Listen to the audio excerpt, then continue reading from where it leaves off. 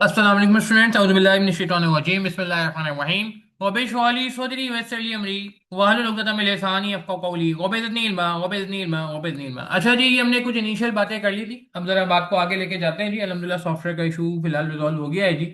Software update हो गया है आई कैप का, सही है। अल्लाह करे प्रैक्टिकली भी हो जाए है। सॉफ्टवेयर अपडेट उनका है। अच्छा, आगे चलते हैं जी। एग्जाम सॉफ्टवेयर की बात कर रहा हूँ, किसी और सॉफ्टवेयर की बात नहीं कर रहा भाई। अच्छा, तो एपीवी कैलकुलेट करना था हमें, सही है जी। तो एपीवी के लिए उम्मीद है कि हमारे पास दो चीज़ें होनी चाहिए, ठीक है। एक तो बेस केस एनपीवी होनी चाहिए और present value financing side effect. अच्छा, अब डिस्काउंट रेट का मसला आ रहा था, तो वो फॉर्मूला हमने देखना है। वो वाला फॉर्मूला तो यूज़ नहीं हो सकता। कौन सा वाला? केई के नॉर्मल जो फॉर्मूले होते हैं। तो फिर अब हमारे पास एक फॉर्मूला है एमएम थ्योरी का। वैक of geared is equal to वैक of अनगियर्ड small you into one minus, क्या फॉर्मूला है जी? One minus D T upon E plus D. D T के नीचे ई upon D, E plus D.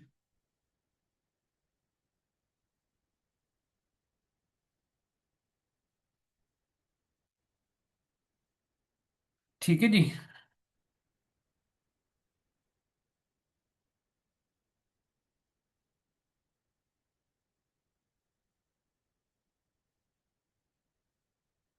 कहाँ चला गया भाई? ठीक है, ये फॉर्मूला है। हाँ जी, ये फॉर्मूला याद है किसी को भाई? एमएम थ्योरी में पढ़ा था हमने। One minus D T upon E plus D. तो डेट कितना है? 30% है। हमने कहीं नोट कर लिया था 30% है, कहीं लिखा हुआ था ये रहा 30% मार्केट वैल्यू बेसिस पे। तो वैक ऑफ गियर्ड हमें पता है। अच्छा, वैक ऑफ गियर्ड हमें पता है, मगर आप बोलोगे सर हमें तो के ही चाहिए, हमें तो के ही ऑफ वन गियर्ड चाहिए। तो के ही ऑफ वन गियर्ड और वैक ऑफ वन गियर्ड एक ही नहीं होगा। बताता हूँ कैसे। अभी पहले जरा वैक ऑफ गियर्ड 18% सवाल में दिया था, वो लिख देते। वैक ऑफ वन गियर्ड हमें नहीं पता, ठीक है। और ये ऊपर से कॉपी कर लेते हैं एज इट इज।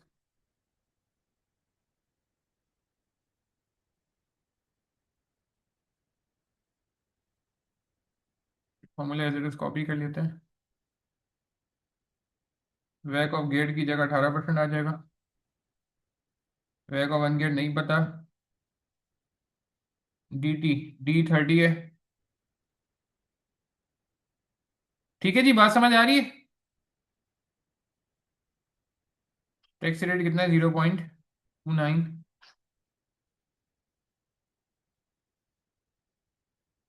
और ई प्लस डी, ई 70 हो जाएगा इक्विटी, और डेट 30 हो जाएगा। चले जी, जरा कैलकुलेट करें, देखें क्या आता है। हाँ जी, कैलकुलेटर चलाएं जरा। वैक ऑफ गियर्ड कितना आ रहा है जी? वैक of one geared, sorry. You mean ungeared ना। 19.7। देखें, चेक करें, यही आ रहा है।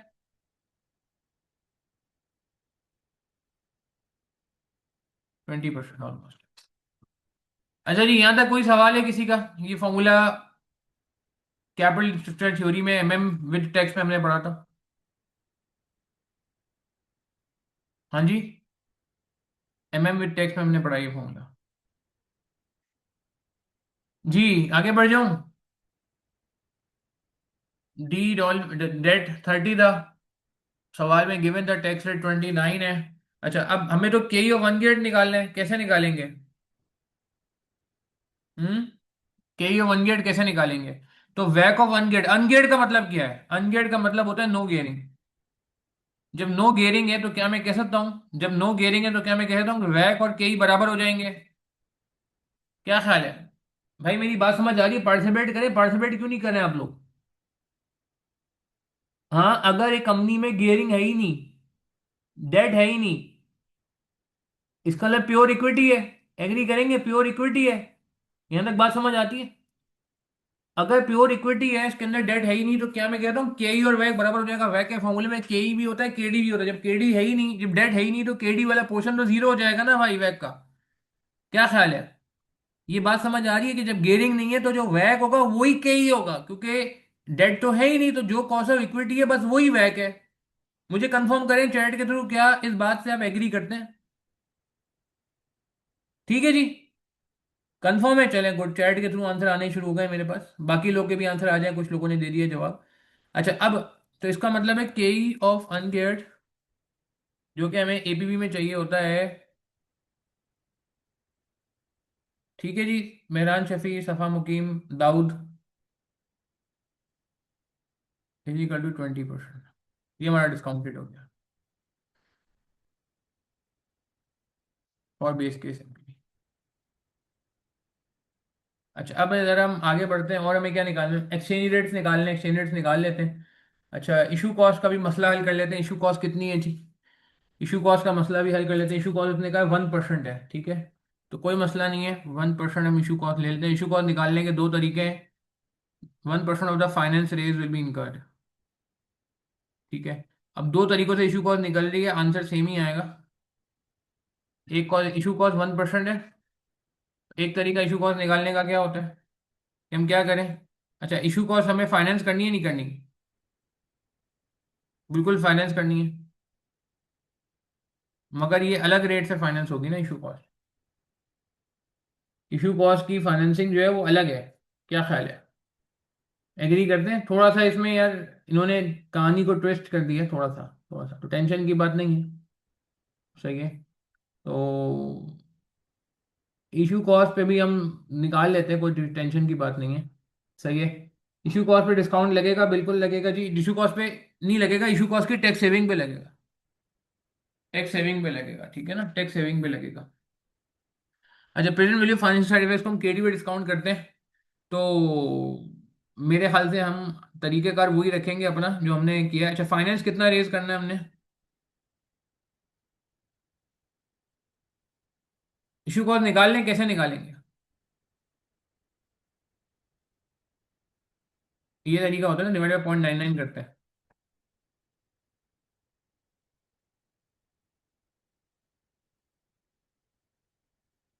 तो फाइनेंस रेज कितना हो जाएगा?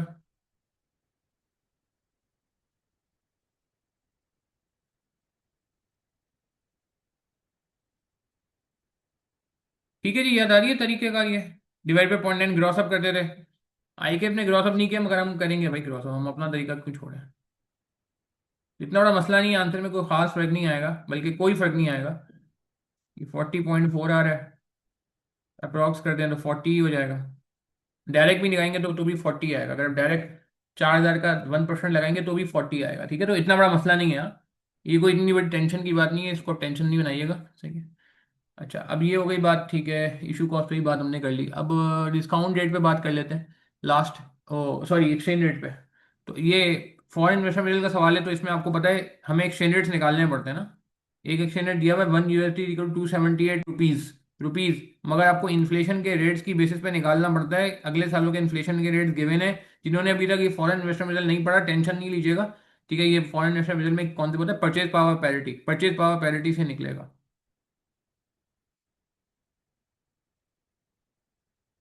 ठीक है जी, तो ये निकाल लेते हैं, कैसे निकलेगा? Exchange rate, forecasted exchange rate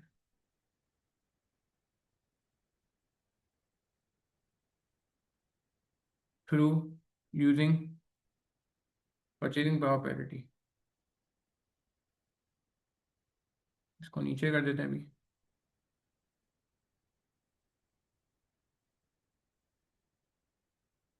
अच्छा, ईयर वन का कैसे निकलेगा? क्या कहते थे, याद करें, 278 रुपीज है, 278 रुपीज है, PKR है, और $1 है। याद आ रहा है किसी को? क्या करते थे, न्यूमरेटर वाले कंट्री के सामने, न्यूमरेटर वाली करेंसी के सामने मल्टीप्लाई किया जाता था। किससे मल्टीप्लाई किया जाता था? न्यूमरेटर वाले कंट्री के सामने जो आ रहा होता था उसको मल्टीप्लाई करते थे न्यूमरेटर वाले कंट्री के इन्फ्लेशन रेट से। न्यूमरेटर वाली जो कंट्री की करेंसी है, लाइक टू लाइक, जैसे ऊपर न्यूमरेटर पाकिस्तान का रुपया आ रहा है, तो पाकिस्तान के इन्फ्लेशन रेट से मल्टीप्लाई करते थे परचेसिंग पावर पैरिटी के थ्रू, सही है ना। तो पाकिस्तान का इन्फ्लेशन रेट क्या है भाई? पाकिस्तान का इन्फ्लेशन रेट इन्होंने अभी बताया, कितना जी? नीचे बताया, बल्कि ये रहा 10%, सामने स्क्रीन पे आ रहा है। तो ये मल्टीप्लाई होगा 1.1 से, और जो यूएसए का इन्फ्लेशन रेट है ये कितने से मल्टीप्लाई हो जाएगा, 1.03, 3% फॉर द नेक्स्ट 3 ईयर्स। देखें क्या आया, देखें जल्दी से देखें क्या आया, 297।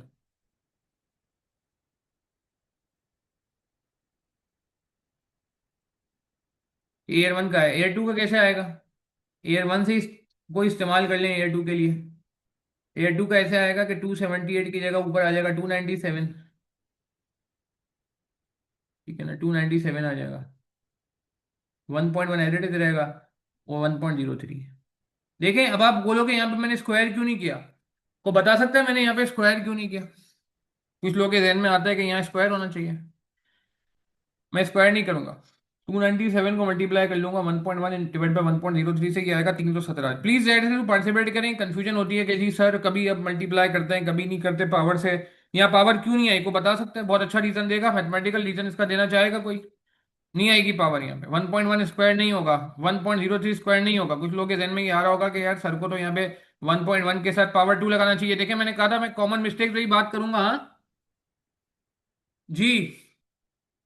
इसकी वजह ये कि मैंने स्टार्ट कैसे किया है, मैंने फिगर कौन सा यूज किया है, 297। 297 का मतलब क्या है कि ये ऑलरेडी एयर वन का फिगर है जिसमें 1 साल का इन्फ्लेशन का इम्पैक्ट आ चुका है। मेरी बात समझ आ रही है, थोड़ी बारीक बात है, इन्फ्लेशन रिलेटेड आगे भी एडजस्टमेंट होगा, वहां मैं ये बात कर रहा हूँ। चूंकि 297 पे ऑलरेडी 1 साल का इन्फ्लेशन का इम्पैक्ट आ गया है, इस वजह से वापिसी इसको इन्फ्लेट नहीं करेंगे 2 बार, सिर्फ एक बार करेंगे। ये एयर वन का फिगर है और हमें एयर टू पे जाना है, तो सिर्फ एयर वन से एयर टू 1 साल का गैप है। हाँ अगर मैं चेंज कर दूं, मैं यहाँ पे 297 की जगह 278 कर दूं, अब क्या करना होगा? हाँ भाई अब बताएं, अब मेरी बात समझ आ रही है मैं क्या कह रहा हूँ? अगर मैं 278 यानी कि ईयर जीरो वाला जो इन्फ्लेशन एक्सचेंज रेट है, यानी कि साल के शुरू में जो एक्सचेंज रेट दिया हुआ 278, मैं ये यूज कर रहा होता ना, तो फिर मैं क्या करता, फिर बिल्कुल सही बात है, फिर मैं मल्टीप्लाई करता 1.1 की पावर 2 से नीचे की तरफ, इंटू 1.1 इंटू 1.1। मेरी बात समझ आ रही है भाईजान, क्लियर है? मुझे कंफर्म तो कर दो चैट के थ्रू, आज आप लोग जवाब नहीं दे रहे हो चैट के थ्रू यार, ज्यादा हो। हम्म। कब टू से कब स्क्वायर करना है यानी कि 2 बार मल्टीप्लाई करना है, और कब सिंगल बार करना है, ये बातें आपको क्लियर हो रही हैं या नहीं हो रही हैं? जी, चैट के थ्रू बता दें भाई। एक बार इन्फ्लेट करना है क्योंकि हमने ईयर वन वाली फिगर को इस्तेमाल कर लिया है। सही है, रेडीमेड फिगर को इस्तेमाल कर लिया है। क्लियर है? अच्छा अब यहाँ पे क्या करेंगे, यहाँ पे मैं 317 इस्तेमाल करूंगा। अच्छा मैं यहाँ कहता हूँ 278 इस्तेमाल कर रहा हूँ, अब क्या करूँ मैं? अब क्या करूं जल्दी से बता दो। एयर थ्री के लिए अगर मैं 278 इस्तेमाल कर रहा हूं और मुझे एयर थ्री पे जाना है, तो अब मैं क्या करूंगा यहाँ पे, 278 अगर मेरा स्टार्टिंग पॉइंट है। वैसे तो कंसिस्टेंट रखना है पेपर में, मगर सिर्फ कॉन्सेप्ट चेक करने के लिए पूछ रहा हूं भाई। तो बिल्कुल फिर पावर क्या हो जाएगी यहाँ पे 3, क्योंकि 3 साल का गैप है, 278 एयर जीरो का फिगर है, फिर पावर 3 पे जाना पड़ेगा। ठीक हो गया? ठीक है जी आगे बढ़ते हैं।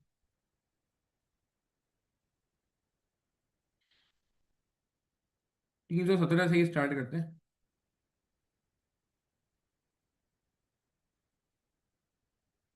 कितना हो गया ये, 339।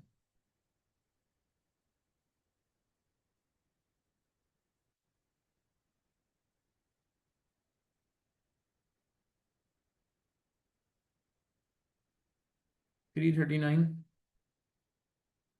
अब यहाँ पे 1.1 डिवाइड बाई 1.03 नहीं होगा, इन्फ्लेशन रेट चेंज हो चुका है, 1.04 हो जाएगा।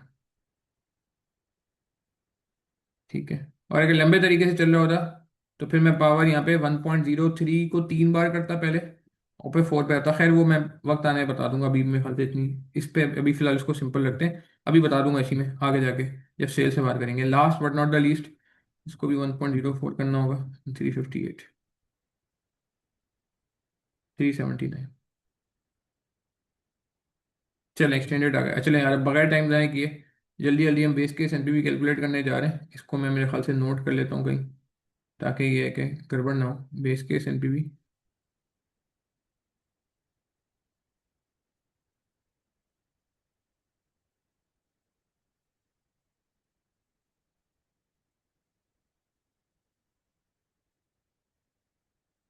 प्रिंट स्क्रीन किया।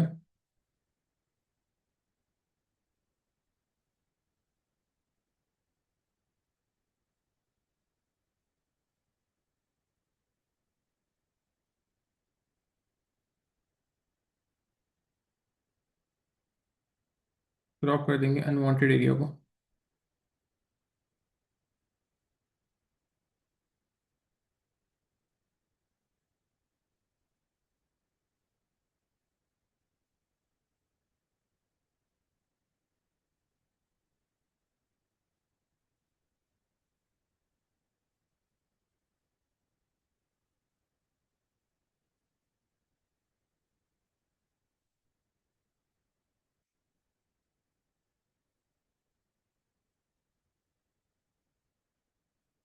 ठीक है जी।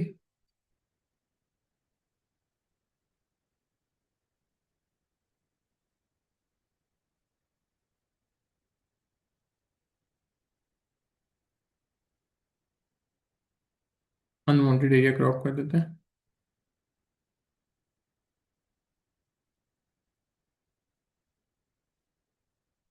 एयर 5 है यार ये।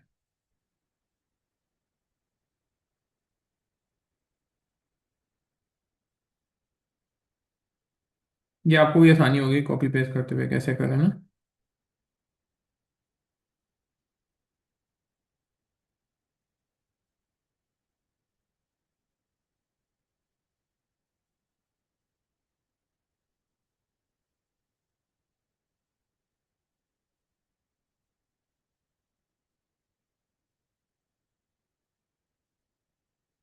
ठीक हो गया जी।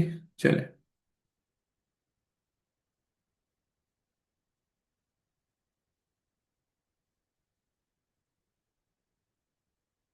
अच्छा जी, नेक्स्ट मेरे ख्याल से अब हम एपीवी कैलकुलेशन में जाते हैं। जल्दी जल्दी में जाते हैं। स्ट्रक्चर में क्या क्या आएगा?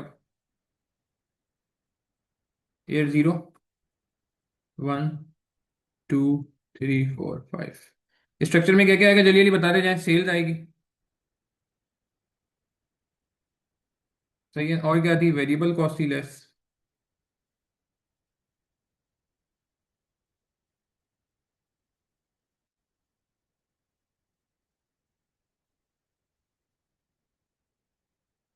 के बाद फिक्स कॉस्ट है। रेंटल्स है। डिप्रिसिएशन है। प्रॉफिट आ जाएगा। टैक्स आ जाएगा at the rate of 29%। Tax में एक छोटी सी बात है। किसी को याद है क्या बात है? एड बैक कर देंगे डेप्रिसिएशन को। ठीक है जी। फिर वर्किंग एसेट आ जाएगा। वर्किंग कैपिटल आ जाएगा। अच्छा, सीएम लॉस भी आ सकता है मगर वो मैं पाकिस्तान में ले जाऊंगा। ये पहले मैं यूएसए के कैश फ्लो डाल रहा हूँ। यूएस डॉलर फॉरेन कॉमन लेके। ठीक है जी।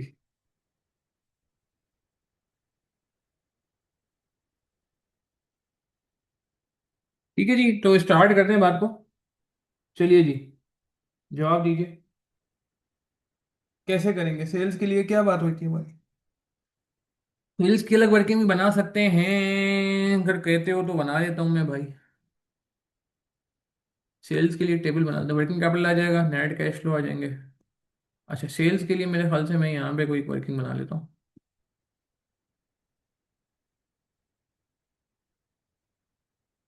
सेल्स में मसला क्या है? प्रीवियस सेल्स है।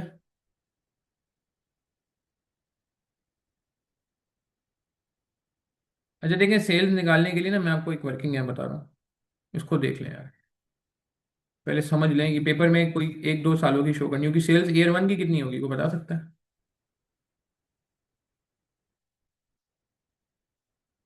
हाँ जी। ईयर 1 की सेल तो बता सकता है, लेकिन इन्फ्लेशन को दूसरे तरीके से भी एडजस्ट करना सिखा रहा हूँ। एक तरीका तो मैंने एक्सचेंज रेट में सिखा दिया ना, प्रीवियस फिगर पे काम कर लो। एक और तरीका भी सिखा रहा हूँ। सेल्स की फिगर हमने कहीं सवाल में कहीं लिखी थी आई थिंक, कल अपने पास जाने से पहले। ये रही। 5 मिलियन की है, मगर इसको इन्फ्लेट करना पड़ेगा ईयर 1 से। ये हमारी बात हुई थी कल ना। क्योंकि करंट लिखा हुआ था। याद आ रहा है? करंट लिखा हुआ था, इसमें बड़ी डिटेल डिस्कशन भी की है मैंने आपसे। वॉल्यूमेट्रिक इम्पैक्ट जो है वो सेकंड ईयर से आएगा। इसमें कोई दो राय नहीं है। वॉल्यूम का जो इम्पैक्ट है वो सेकंड ईयर से आएगा 6% का। मगर प्राइस का इम्पैक्ट फर्स्ट ईयर से आ जाएगा। तो पहले साल की जो सेल होगी वो तो आपको पता है कैसी होगी।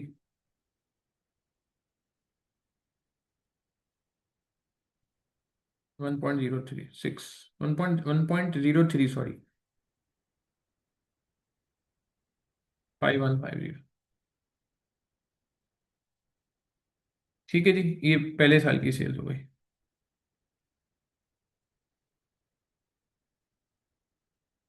1.03। ठीक है। मगर अगले साल की सेल क्या होगी? अगले साल की सेल पे दो इम्पैक्ट्स आएंगे। देखें, दो तरीके हैं। ये लिया, into 1.03 price impact, into 1.06 volume impact. देख रहे हैं हम? देख रहे हैं? 5622.7। अभी इसको राउंड कर देंगे। क्या किया हमने? ये तो ये कर लिया, 5000 इंटू 1.03 स्क्वायर।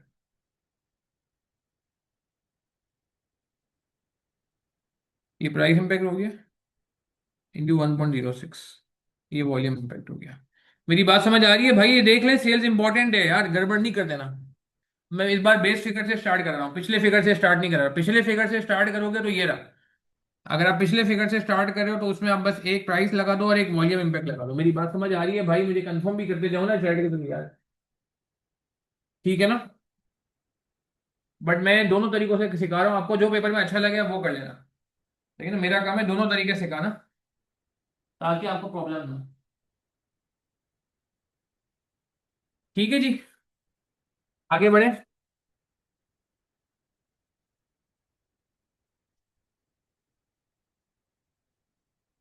अच्छा, अब आ जाओ जरा इस पे।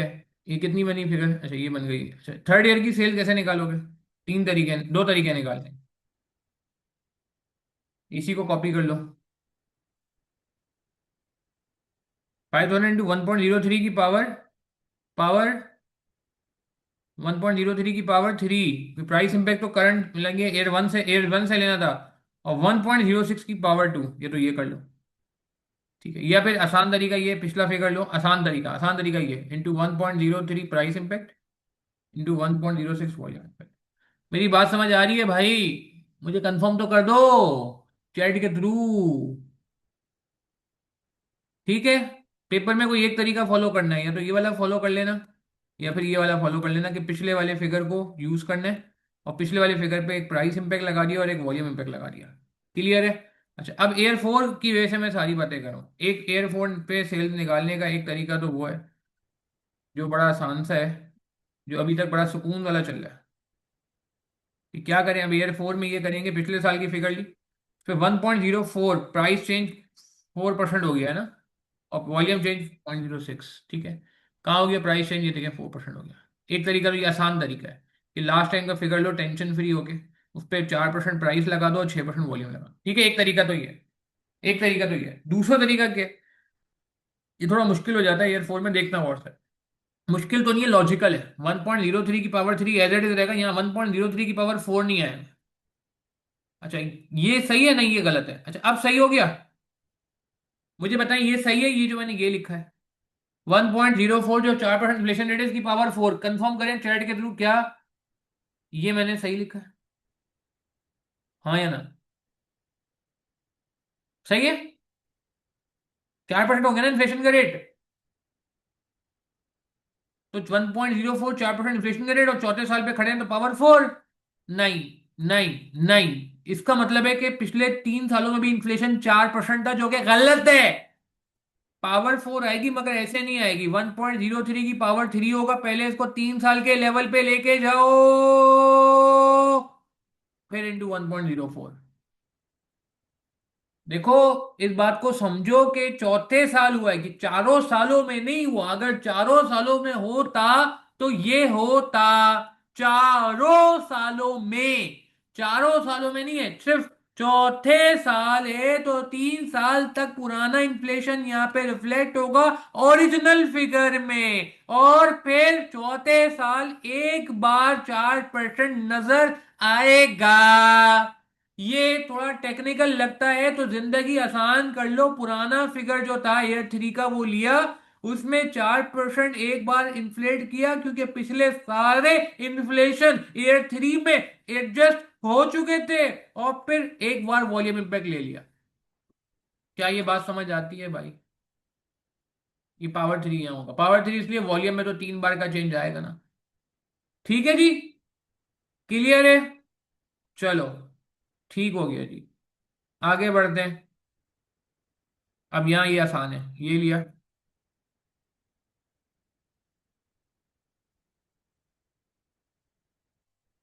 ठीक है जी। चलें जी, गेम खत्म। के सेल्स इन ईयर 5 में क्या हो जाएगा? सेल्स इन ईयर 5 में हो जाएगा 1.03 की पावर 3 इंटू 1.04 की पावर 2 एंड 1.06 की पावर 4। वॉल्यूम में 4 का इसलिए आ रहा है क्योंकि एयर वन का वॉल्यूमेट्रिक इम्पैक्ट ऑलरेडी उसके अंदर आ चुका था। ठीक है जी। चलें गेम खत्म करते हैं। सेल्स आगे, वेरिएबल कॉस्ट आपको पता है 30% है, उसने कह दिया था। ठीक है, मेरे ख्याल से सवाल को थोड़ा स्पीड लगा लेते हैं, टाइम कम है हमारे पास।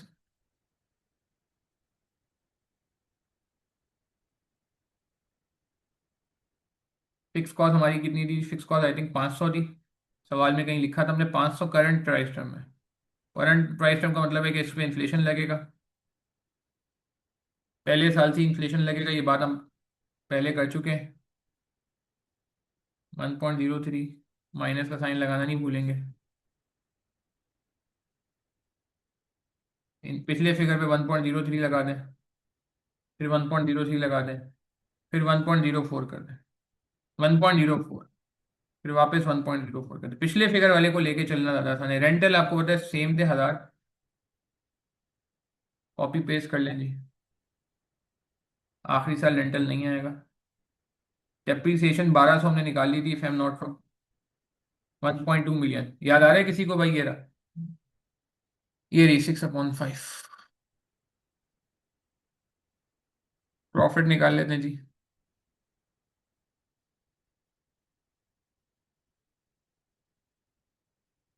हम्म। है प्रॉफिट यार। वो क्या हो गया है भाई?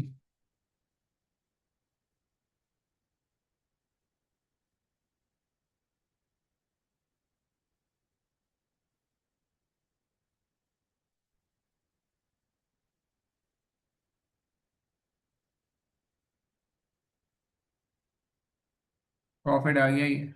इसके हुलिया भी सही करते हैं। अच्छा, टैक्स में एक गड़बड़ है, बताएं क्या? टैक्स में क्या गड़बड़ हो जाएगी? सोचें, बताएं क्या गड़बड़ हो जाएगी टैक्स में? हम्म। टैक्स में गड़बड़ हो रही है क्या? को बता सकता है? हम्म।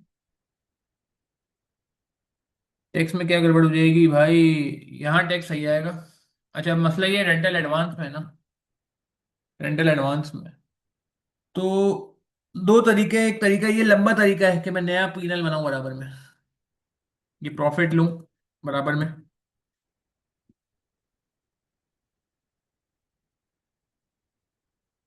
ये रखा गया।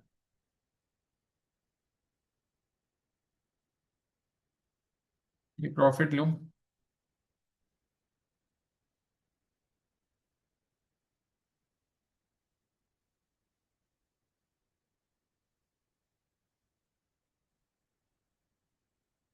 और इस प्रॉफिट पे क्या करूं?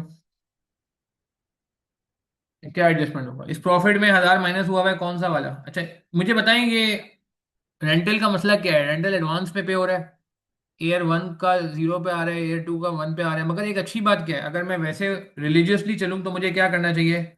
मुझे एक एड बैक करना चाहिए। याद आ रही है किसी को कहानी? एड बैक हो जाएगा जो गलत माइनस हुआ हुआ है, जो पीनल में गया हुआ है। कैश फ्लो वाला एड बैक हो जाएगा और लेस हो जाएगा एक्सपेंस वाला। हमें ये तरीका याद आ रहा है किसी को? अब अगर मैं ये तरीका अप्लाई करता हूँ तो यार फिर तो एक ही फिगर हर साल आ रही है। कैश फ्लो में 1000 माइनस हुआ हुआ है हर दफा। ये देखो ये ईयर टू का माइनस हुआ हुआ है, ये ईयर थ्री वाला ईयर टू में माइनस हुआ हुआ है, ये ईयर फोर वाला ईयर थ्री में माइनस हुआ हुआ है, ये ईयर फाइव वाला ईयर फोर में माइनस हुआ हुआ है। अभी तो किस्मत अच्छी है हमारी, इसीलिए मैं कह रहा हूँ पेपर में टाइम बचा सकते हैं कि हम ये करें कि एड बैक, ये एड बैक हो रहा है और यही लेस हो रहा है। आखिरी साल में एक मसला आ रहा है क्या? असल मसला आखिरी साल का है। बाकी सालों में देखें जितना ही एड बैक हो रहा है, ये एड बैक क्यों हो रहा है? लॉजिक समझ आ रही है कि इस नियत से एड बैक हो रहा है। मेरा नियत समझे, इसके पीछे नियत क्या है जो मैं बात कर रहा हूं, उसके पीछे नियत क्या है? नियत ये कि ये असल में रेंटल एयर टू का है, क्योंकि एयर वन का रेंटल तो इधर खड़ा हुआ है, इधर खड़ा हुआ है।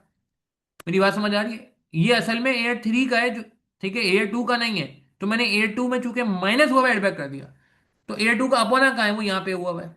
मगर मजे की बात ये, जितना ही आप एड बैक करें उतना ही एक्सपेंस लेस करें, क्योंकि फिक्स कॉस्ट है, कोई चेंज नहीं है आज आज। मेरी बात समझ आ रही है मैं क्या कहना चाह रहा हूँ यार?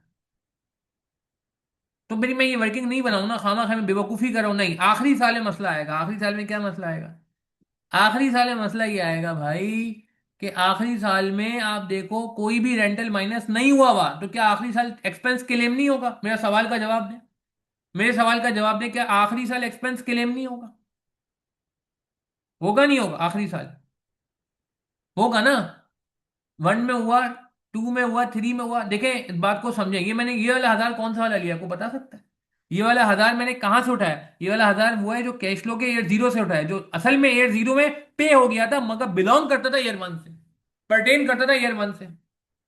मेरी बात समझ आ रही? परटेन करता था ईयर वन से, मगर पे हो गया था ईयर जीरो पे, तो वो मैंने इसलिए। अभी यहाँ पे मजे की बात, ये फिगर सेम है तो कोई फर्क नहीं पड़ा, कोई फर्क नहीं पड़ा, फिगर सेम है, फिगर सेम है। ठीक है चलो खैर, अब मैं ज़्यादा सस्पेंस नहीं कर रहा। आखिरी साल में कोई मसला है, आखिरी साल में कोई कैश फ्लो नहीं है, मगर एक्सपेंस हमें 1000 रुपये का एडजस्ट करना है, तो जो प्रॉफिट एडजस्ट आएगा, मैं बस रिवाइज प्रॉफिट वो सेम ही है, टैक्सेबल प्रॉफिट कह लें आप। पहले साल में ये मैं वर्किंग नहीं भी बनाऊंगा तो भी मसला नहीं है पेपर में, अब बस आखिरी साल का मसला है जिस वजह से मैं ये वर्किंग बना रहा हूँ।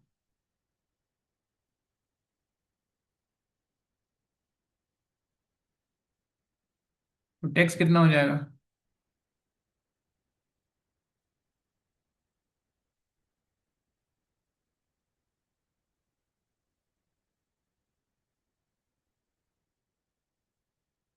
ये टैक्स का फिगर हम माने जाएंगे? कहाँ ले जाएंगे? इसको नहीं छेड़ेंगे, हाँ? इसको नहीं छेड़ेंगे, कैश फ्लो सही बना हुआ है। यानी ये नहीं करेंगे कि इसको हटा के यहाँ से 1000 करना है, ये नहीं करना है, ये नहीं करना है, ये नहीं करना है, गलत है। ये जीरो ही रहेगा, हम तो कैश फ्लो बना रहे हैं ना, कैश फ्लो तो जीरो ही रहेगा। हाँ टैक्स में उसका इम्पैक्ट लाना जरूरी था, टैक्स का इम्पैक्ट ये आ गया अभी। अच्छा टैक्स आ गया, फौरन ही क्या करेंगे? बगैर टाइम जाएंगे, बगैर टाइम जाएंगे, हमको पता है क्या किया जाता है। Hmm. Without wasting any time. Hmm. जैसे ही टैक्स आ जाता है हम क्या करते हैं? एड बैक कर लेते हैं डेप्रिसिएशन को। है नहीं है ऐसा? सही है ना? डेप्रिसिएशन को एड बैक कर ले। ठीक है।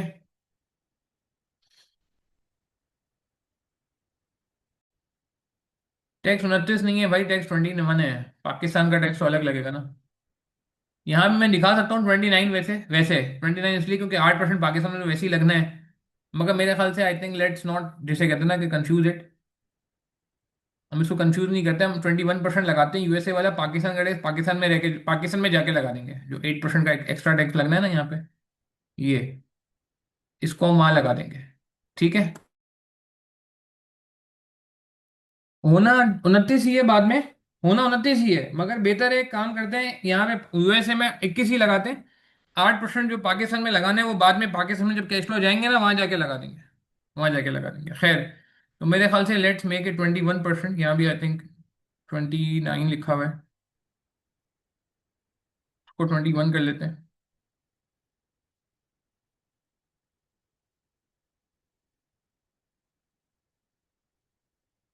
ठीक हो गया जी।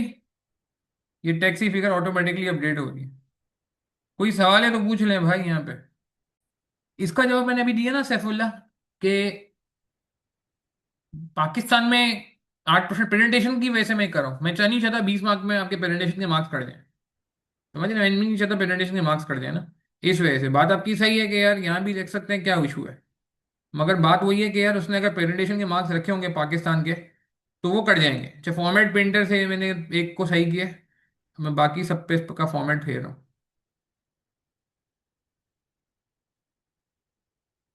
ठीक है जी, ये बिल्कुल सही हो गया, ये सही हो गया इसका जी। ठीक है, वरना वो मेरे प्रेजेंटेशन के मार्क्स का डर है, वैसे मुझे मसला नहीं था, मुझे तो ये अच्छा लग रहा था तरीका, यहीं पे डाल दो। मगर मैंने कहा यार क्या फायदा खामा खामा प्रेजेंटेशन के मार्क्स चले जाए हमारे, पेपर में हम क्यों एक मार्क भी छोड़ें यार, मतलब क्यों दें एक मार्क भी एग्जामिनर को क्यों दें? ठीक हो गया जी। अच्छा चलें, बस गेम खत्म करते हैं जल्दी से, ये डेप्रीशिएशन ऐड बैक कर लेते हैं जल्दी से। माइनस हुआ हुआ ऐड बैक हो जाएगा। अच्छा, एसिड कितने का? 10,000 का एसिड था। स्क्रैप वैल्यू जो है वो 4,000 थी। ठीक है जी। वर्किंग कैपिटल कितने का था? वर्किंग कैपिटल कितने का था भैया? वर्किंग कैपिटल 2 मिलियन का सेम रखना था, आखिरी में जाके रिकवरी हो जाएगी क्योंकि प्रोजेक्ट बंद हो रहा है एंड में। माइनस में शो करना है जी, प्लस में क्यों दिखा रहे हैं आप सर? ठीक हो गया जी। दोबारा फॉर्मेट बनाना पड़ेगा? नहीं, फॉर्मेट वापस नहीं बनाएंगे, टेंशन नहीं लो। बताते हैं क्या करेंगे। बताते हैं क्या करेंगे। अच्छा, वो टर्मिनल वैल्यू भी है ना एक।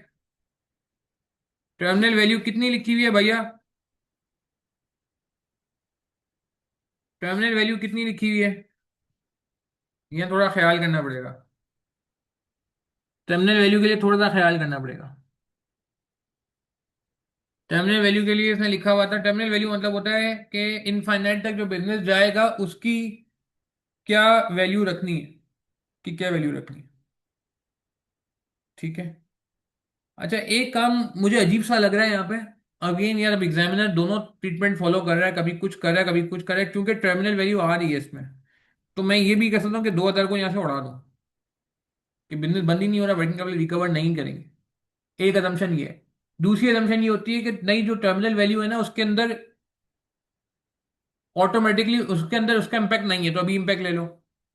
तो आप मेरी बात समझ रहे हैं? ये दोनों ट्रीटमेंट चल रहे हैं। एक ट्रीटमेंट ये है कि हम वर्किंग कैपिटल को रिकवर ना कराएं, एक ट्रीटमेंट ये है कि वर्किंग कैपिटल को रिकवर करा दें। यहाँ क्या लिखा हुआ है? यहाँ वर्किंग कैपिटल के बारे में एक लाइन पढ़ लेते हैं, क्या कह रहा था? 2 मिलियन का वर्किंग कैपिटल हमें लगाना होगा।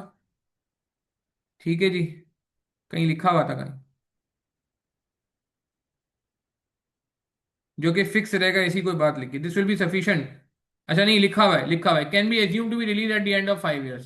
अच्छा, यहाँ वो मसला नहीं आ रहा जो एक आध सवाल में पहले आई कैप के कभी आ गया था। यहाँ इसने साफ वाजे लिख दिया कि वर्किंग कैपिटल को रिलीज करना है एंड में। तो अब हम कौन होते हैं इसको ना रिलीज करने वाले? तो इसका मतलब है सही, इसको हमने लिखा है, ठीक है ना, इसको हमने सही लिखा है। अच्छा, टर्मिनल वैल्यू के लिए इसने क्या लाइन लिखी है? टर्मिनल वैल्यू के लिए बोला है 5 time the USD post tax cash operating profit in the year. Post tax cash operating profit. Post tax का क्या मतलब होता है? पोस्ट टैक्स का क्या मतलब होता है? टैक्स माइनस हो चुका है या नहीं हुआ है? Post tax. Post tax cash operating profit. ये एक फिगर है जिसमें मुझे आई कैप से थोड़ा इख्तिलाफ है, आई कैप से इख्तिलाफ है। आई कैप के मुझे फिगर से इख्तिलाफ है। पोस्ट टैक्स का मतलब है टैक्स के बाद। और कैश ऑपरेटिंग प्रॉफिट। अच्छा, इसमें से कौन सी फिगर है post tax cash operating profit? बता सकता है कोई बंदा? कैश ऑपरेटिंग प्रॉफिट, क्या ये फिगर पोस्ट टैक्स है? ये वाली 3431? जवाब दें। ये प्री टैक्स है। अच्छा, इन दोनों को नेट कर दूं, क्या ये पोस्ट टैक्स हो जाएगी? नहीं। नहीं। इसमें क्या मसला है? भैया गौर से सुनना मेरी बात को।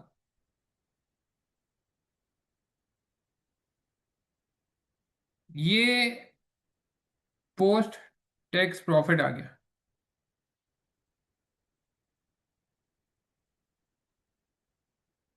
पोस्ट टैक्स प्रॉफिट आ गया ये। मेरी बात समझ आ रही है यहां तक भाई? ये पोस्ट टैक्स प्रॉफिट है। मगर इसमें एक गड़बड़ है क्या? कोई बता सकता है इसमें क्या गड़बड़ है? इसमें एक गड़बड़ है, बड़ी खतरनाक गड़बड़ है। ये पोस्ट टैक्स प्रॉफिट तो है, मगर इसने क्या वर्ड यूज किया? गौर से सुनना। इसने बोला है पोस्ट टैक्स प्रॉफिट लेना है कैश वाला, कैश वाला। Post tax cash operating profit. Cash. तो ये तो कैश नहीं है, तो ये तो डिसरिगार्ड हो गया। ये तो एक्रूअल बेसिस पे बना हुआ है ना, कैश वाला तो ये रहा। कैश वाला प्रॉफिट ये रहा, इसको पोस्ट टैक्स कर दिया। अब एक गेम और इसमें और करनी है, वो क्या? छोटी सी गेम करनी है, छोटी सी। इन दो फिगर में एक फिगर और एडजस्ट करनी है। ये कैश वाला है इसमें, मगर डेप्रिसिएशन भी माइनस हुआ हुआ है। इसमें तो डेप्रिसिएशन भी माइनस हुआ हुआ है। ओ भाई, मेरी बात समझ आ रही है? टेक्निकल पॉइंट है, समझ लो, फिर नमाज का ब्रेक करेंगे हम, फिर खत्म हो जाएगा सवाल थोड़ी देर में। बस अब मेन बात जा रही है, बस अब क्लरिकल काम रह गया है। मेन बात खत्म होती जा रही है। भाई वो कह रहे हैं, ये बात सुन लो, आसान है, 5 टाइम लगाना है टर्मिनल वैल्यू मीन्स ईयर 6 से लेके इनफाइनाइट तक की, अपने कोई वर्किंग नहीं करनी, बस 5 गुना लगा देना। Post tax operating profit in the year ending 30 June 2031, 2031 means 5वां साल, 2031 मीन्स 5वां साल, 2026 से काम शुरू हुआ है, कहीं देखा था हमने? ठीक है ना, 26 से काम शुरू हुआ है, कहीं देखा था हमने? ये लिखा, आज हम 2026 में खड़े हुए। तो पोस्ट टैक्स में क्या, अंडरलाइन कर, हाईलाइट कर लेता हूँ ना इसको यार। Post tax cash operating profit, ये मैं ढूंढ रहा हूँ, ये मैं ढूंढ रहा हूँ।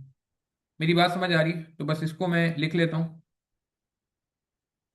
Post tax cash operating profit.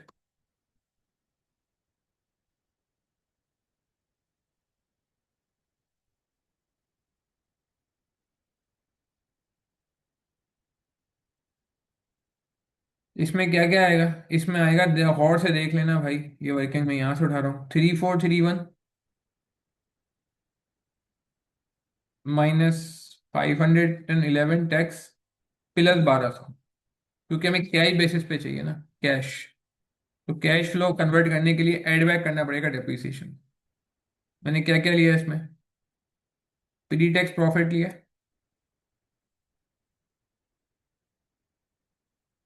इसमें मैंने क्या किया,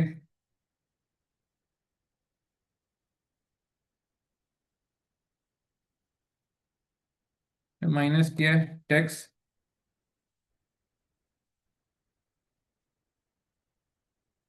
और इसमें एड बैक किया क्या, डेप्रिसिएशन।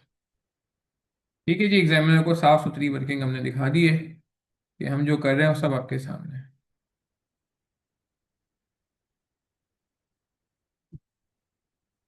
ठीक है जी, कितना आ गया? चलें जी देखें जरा, कहाँ बना, इन तीनों को नेट कर लेते हैं। 4121,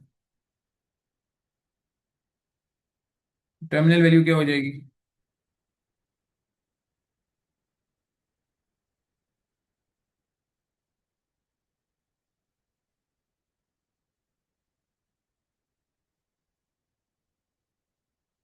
4121 × 5। चलें जी, 4121 × 5 कर लें।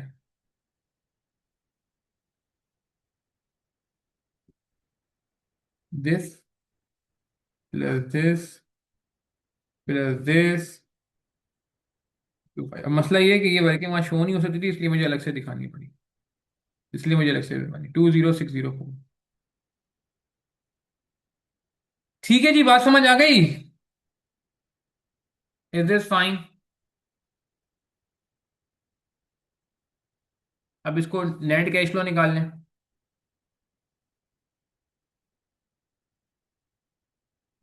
सही है, यूएसडी में, फिर इसको पाकिस्तान में कन्वर्ट कर लेंगे, फिर इसको एक्सचेंज रेट लगा के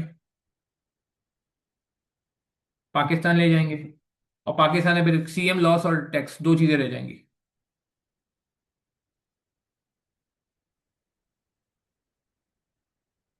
ठीक है जी, चले, मेरे ख्याल से यहाँ पे हम नमाज का ब्रेक कर लेते हैं, कॉपी करना नहीं भूलेंगे।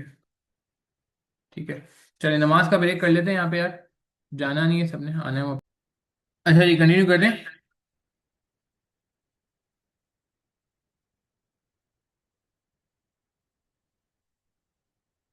अच्छा जी, ये हमने कर लिया था, अब इसको जल्दी से फाइनल कर लेते हैं भाई।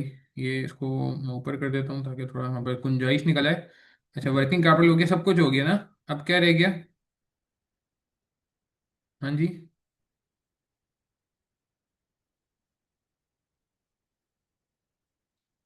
हमने इसको, टर्मिनल वैल्यू आ गई, नेट कैश फ्लो निकाल लेते हैं यूएसडी में।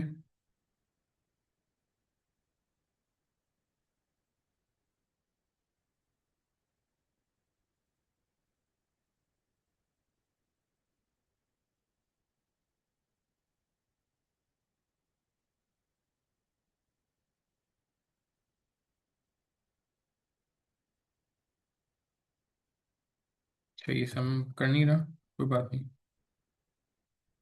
वो अलग अलग ऐड कर लेते हैं इसमें तो।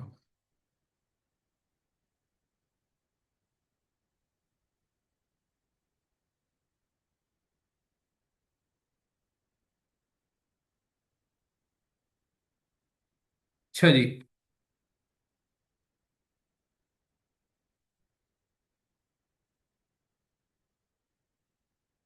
1903 2153 2425 एंड 2750 30,725 एक्सचेंज रेट लगा देते हैं। एक्सचेंज रेट हमने ऊपर निकाल लिया था, आई थिंक ये रहा जी। 297 एक्सचेंज रेट। अच्छा यहाँ पे 278 होगा। चल ये यूएसडी से पीकेआर में करना है, क्या करें, मल्टीप्लाई करें डिवाइड करें? समय फिर यार वो गलती से यूज होता, सही कह रहे हैं।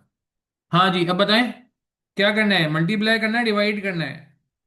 यूएसडी से पीकेआर में जाना है तो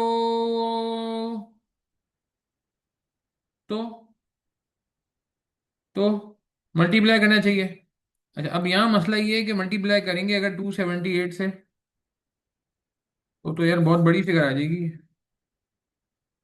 अल्लाह माफ करे। ओए होए होए होए, ये तो बहुत बड़ा हो जाएगा।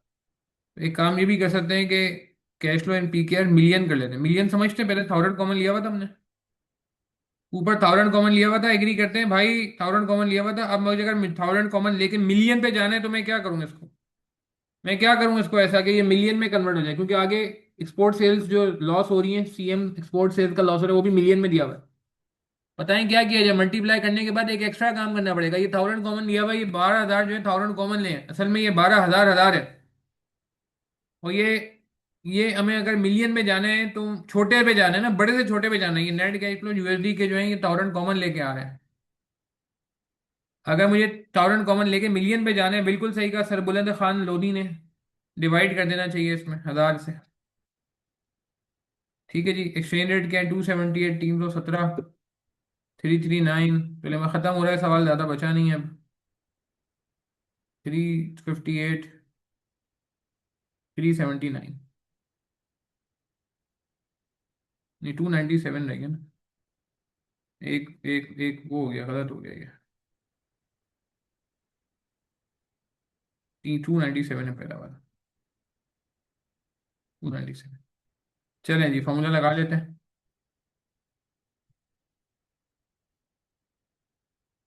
ठीक हो गया जी। अब क्या करें, पीकेआर में आ गए कैश लॉस। अब पीकेआर में आपके पास एक क्या है, एक तो अगर लेस है loss of CM, export CM, और क्या है एक्स्ट्रा टैक्स इन पाकिस्तान, 8% का ना।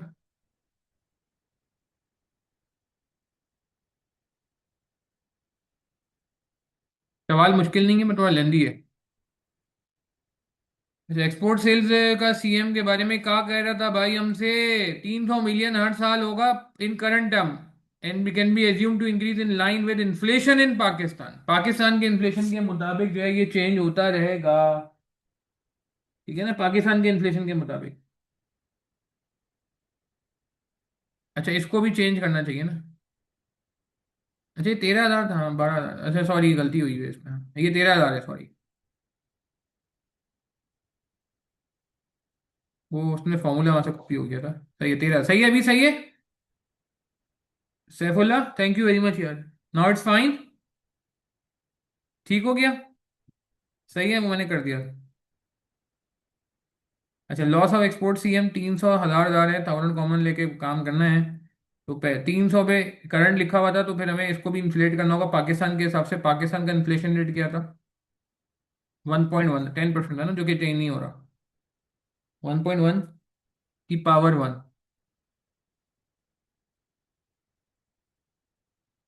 ठीक है, फिर ये पुराना तरीका है, पावर 2, पावर 3। पावर कैसे लग गई, वो ऊपर मैंने 2 है ना उससे कनेक्ट करा लिया ओरिजिनल फिगर को।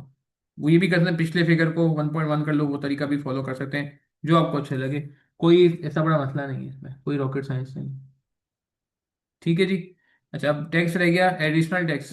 वो कितना, 8% लगेगा।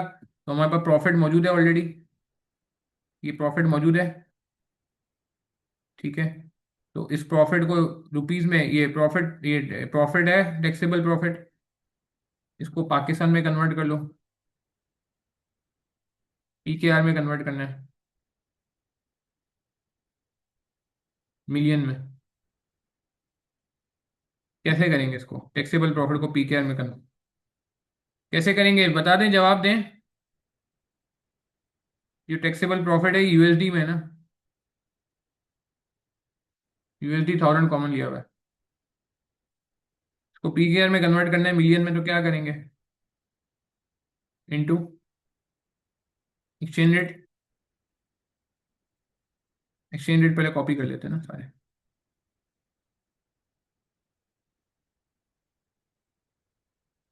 ठीक है जी, एक्सचेंज रेट कॉपी कर लेते हैं यहाँ पे।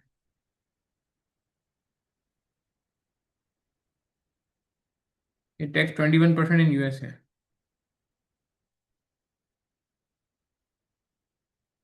एक्सचेंज रेट से मल्टीप्लाई कर लेंगे तो ये आ जाएगा। अब टैक्स डायरेक्ट लगा दूं, टाइम बचाऊं मैं? हाँ डायरेक्ट लगा दूं भाई, टाइम बचा लें, पेपर में ऑलरेडी बहुत लंबा टाइम लग रहा है यार, पेपर में टाइम सेविंग भी आनी चाहिए ना यार। तो ये जो टैक्सेबल प्रॉफिट है गौर से देखना, टैक्सेबल प्रॉफिट है गौर से देखना, इसको मल्टीप्लाई किया एक्सचेंज रेट से। ठीक है, एक्सचेंज रेट से मल्टीप्लाई किया, डिवाइड बाय 1000 किया ताकि मिलियन में कन्वर्ट हो जाए, इनटू 0.08। ये थोड़ी लंबी कहानी कर रहा हूँ मैं, आई डोंट नो। और अगर मुश्किल हो रही है समझने में, चलो नहीं करता, चलो जाओ यार, कोई बात नहीं। नहीं कर रहा इतना लंबा तरीका नहीं कर रहा, वो छोटा तरीका नहीं कर रहा।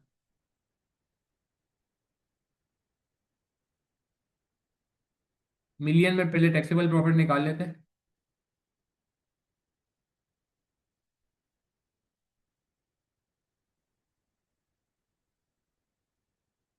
ठीक है जी, ये निकाल लिया। एक्सचेंज रेट गलत होगा ये यहाँ से स्टार्ट करें ना, 278, ईयर वन का 278 है। वापस से फॉर्मूला लगाना पड़ेगा, इंटू 1000, डिवाइड बाय 1000 ना यार,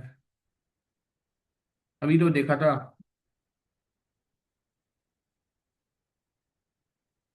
एक्स्ट्रा टैक्स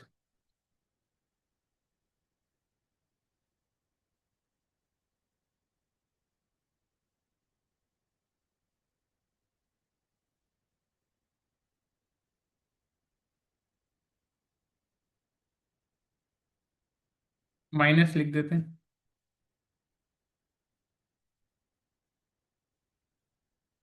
यहाँ तक क्लियर है बात हमें भाई? इसको ये फॉर्मेट पेंटर कर लें, ब्रश फेर दें, ब्रश फेर देंगे, ये सही हो जाएगा। ठीक है जी, एक्स्ट्रा 8% टैक्स इन पाकिस्तान आ गया।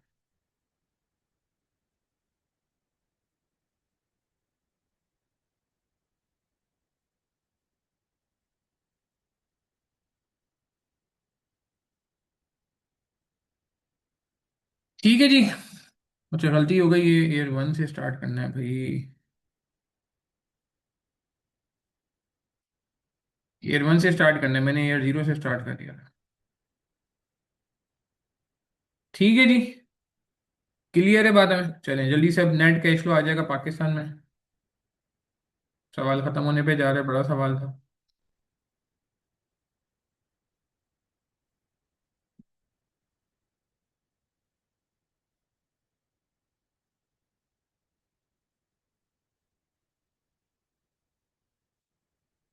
ठीक है जी, अब फिर डिस्काउंटिंग कर लेते हैं।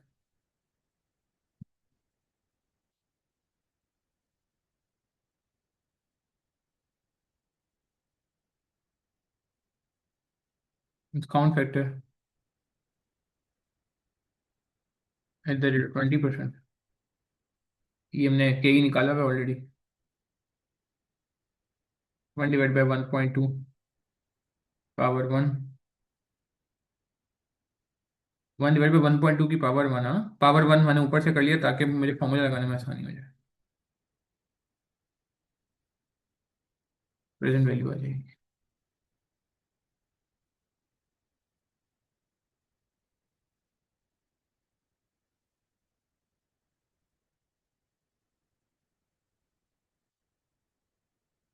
बेस केस है भी।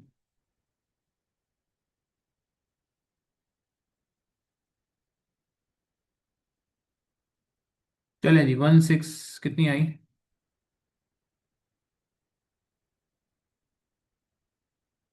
167 आ गई जी बेस केस एमपीवी। अब इसको मैं कॉपी कर लेता हूँ तेरे ऊपर, टेबल को। बहुत इंपॉर्टेंट टेबल बना है, बड़ा टेबल बन गया।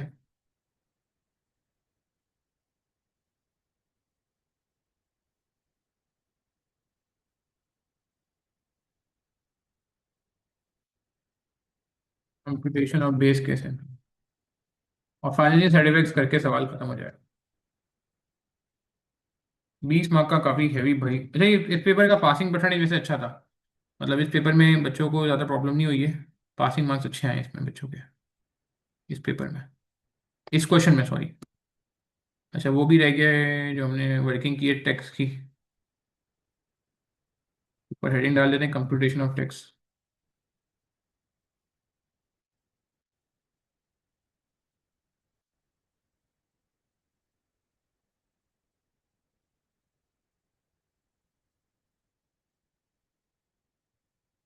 बगैर टाइम ज़ाया किए हम इसको, स्नैपशॉट को कॉपी कर लेते हैं। ठीक है जी, कहाँ गया जी ये।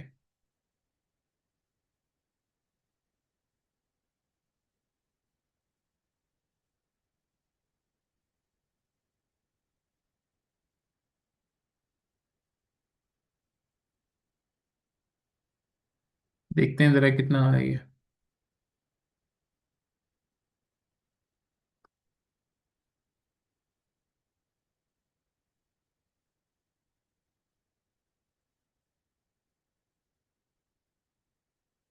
पहले ये सेल वाला पार्ट कर लेते हैं।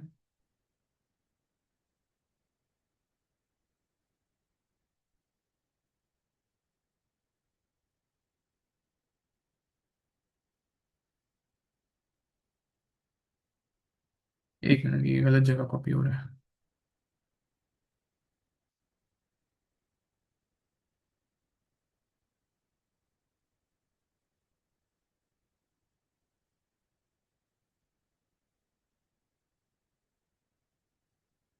ठीक हो गया जी। अब ये वाला पार्ट कॉपी कर लेते हैं।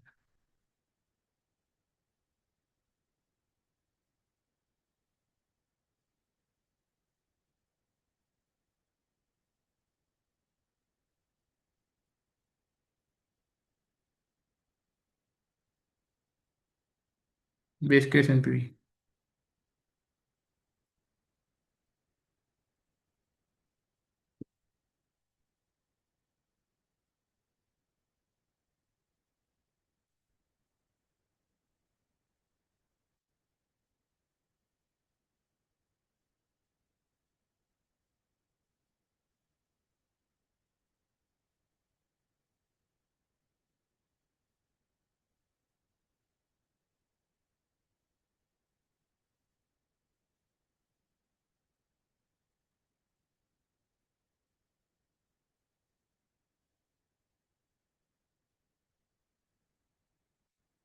चले जी, financial value of financial side effects करके क्लास खत्म करते हैं। काफी मेहनत करा दी इन्होंने। अच्छा जी, present value of financial side effects के लिए क्या क्या आएगा, ये ऊपर कर लेते हैं।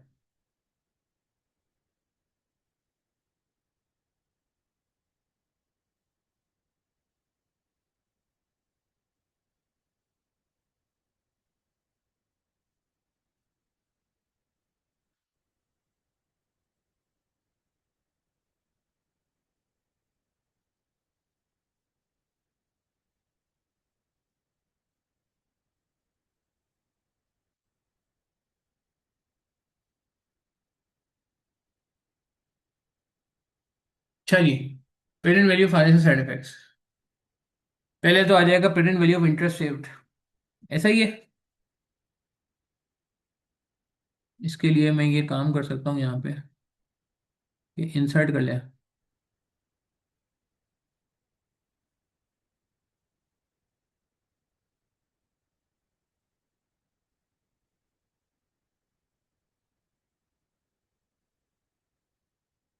टैक्स सेविंग और interest.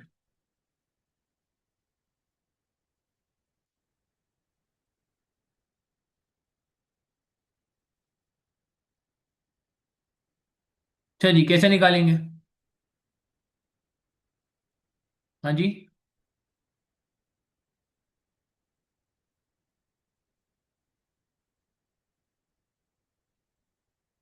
Tax saving on interest जी। क्या करें? कितने का लोन है? कितने का लोन है? जल्दी जल्दी बोलिए, गेम खत्म हो रही है यार, निकाल लिया था हमने आई थिंक। ये सारी तो बड़ी आसान सी बात है, 4,000 का लोन है। 4,000 का लोन है ना भाई। फाइनेंस रेट 4,040 है।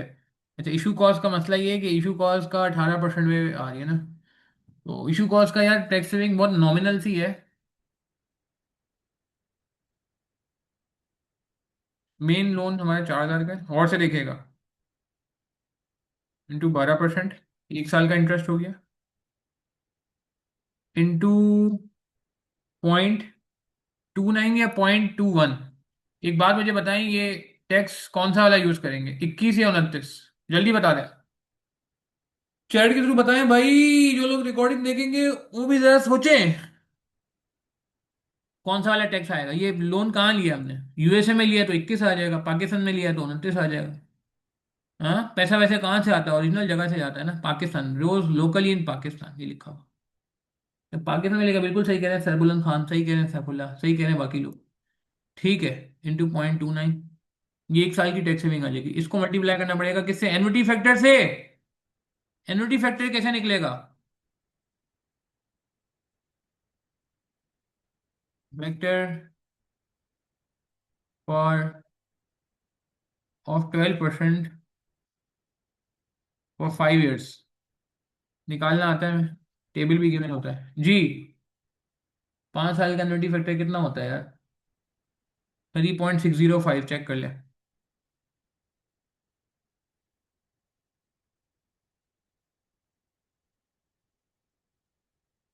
मल्टीप्लाई करें, क्या बन रहा है? कैलकुलेटर पे ही कर लें यार। एक्सेल पे वर्किंग शो करने का मसला आएगा। आप देखें ना, वर्किंग जहाँ जो शो करनी है ना, तो वहाँ मैं कोशिश कर रहा हूँ कैलकुलेटर पे कर लूँ। और यहाँ पे वर्ड पे करूँगा, एक्सेल पे ना जाओ।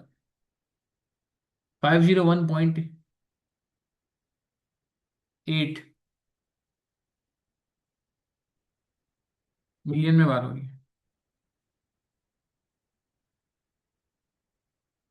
501.8। अब इसके बाद इशू कॉस्ट नेगेटिव में आती है, out show 40.4।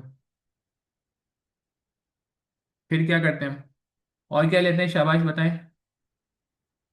Tax saving on issue cost.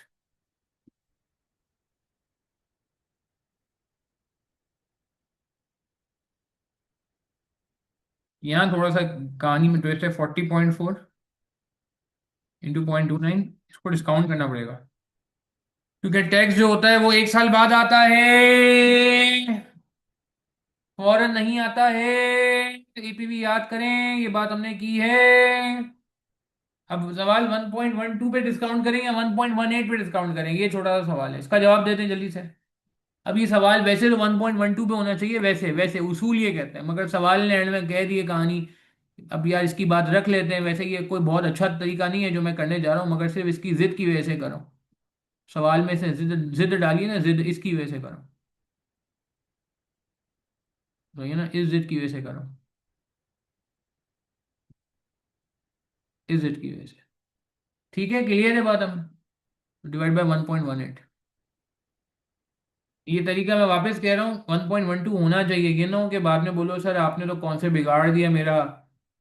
मेरे तो बड़े बेहतरीन कॉन्सेप्ट बने थे, आप ही के लेक्चर से मैंने कॉन्सेप्ट बनाया था, ये वो। भाई मैं क्या कर सकता हूँ, 9.93 बोल दिया उसने, उसकी बात भी रखनी है। ठीक है जी। तो ये आ गया present value of financing side effects.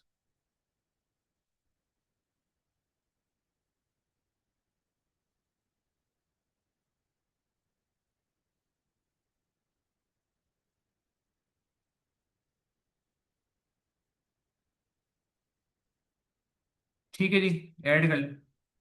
Clear है, चले सवाल खत्म हो जाता है।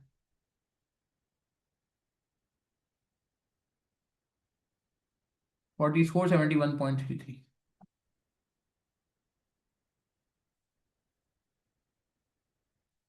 चलें जी, बेस केस एनपीवी निकाल लेते हैं। निकाल ली हमने।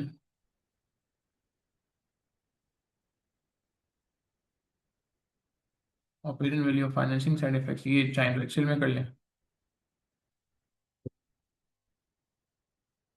यहाँ उसकी चीज होती है ना, टेबल टाइप की। अब यहाँ टेबल में वर्किंग शो करनी थी, वरना ये टेबल में एक्सेल में बना था। बेस केस एनपीवी कितनी आई है हमारी?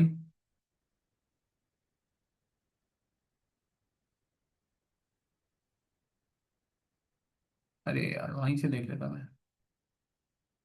1678। Present value finance 471.33। चले जी, एपीवी आ गए 2149। कितनी है 21? अच्छा, आईकेएफ से हमारा आंसर मैच नहीं करेगा क्योंकि कुछ टर्मिनल वैल्यू के बड़े मसले हैं उनके और हमारे, इस वजह से। टर्मिनल वैल्यू के थोड़े से मसले हैं उनके और हमारे, इस वजह से मैच नहीं करेगा। ठीक है, बाकी कोई इतना खास मसला नहीं है।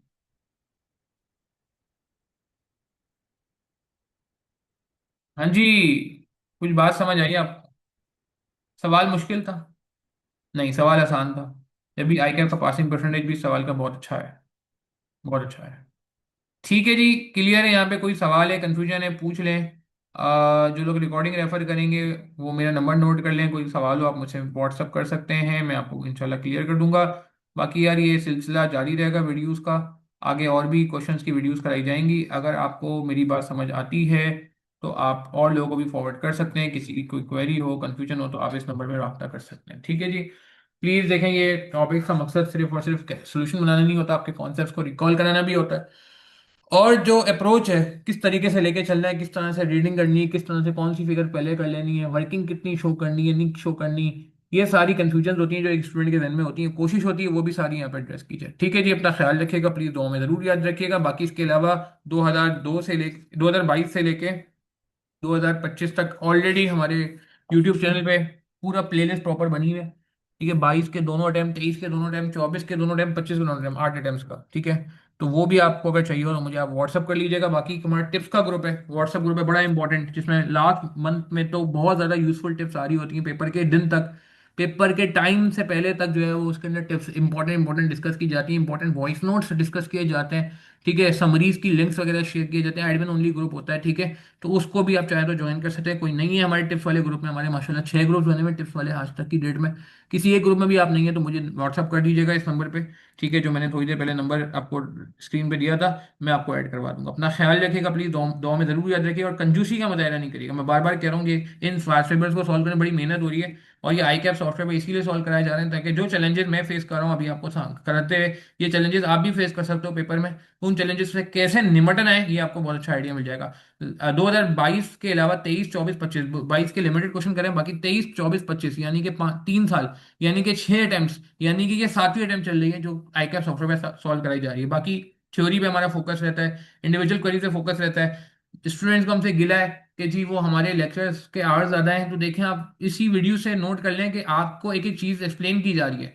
कोई जल्दी नहीं है, कोई जल्दी नहीं मचाई जा रही, कोई ऐसा नहीं किया जा रहा कि आपको जल्दी जल्दी में कोई कॉन्सेप्ट जो है ना वो कर दिया जाए। मैं क्वेश्चन ये सॉल्व करने जाऊँ ना तो मैं ऑब्वियसली बहुत जल्दी सॉल्व कर सकता हूँ, तो मैं एज अ टीचर सॉल्व नहीं कर रहा, एज अ स्टूडेंट बन के सॉल्व करने की कोशिश कर रहा हूँ। यही चीज़ हमारे लेक्चर्स में होती है कि हम चाहते हैं जिंदगी में एक बार बंदा वीडियो देखे, बस बस उसके बाद वो रजिस्टर फॉलो करता रहे।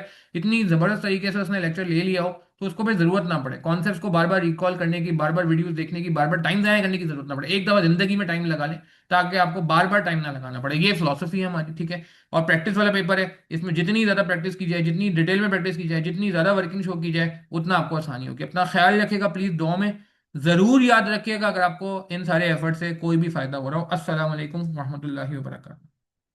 खुदा हाफिज।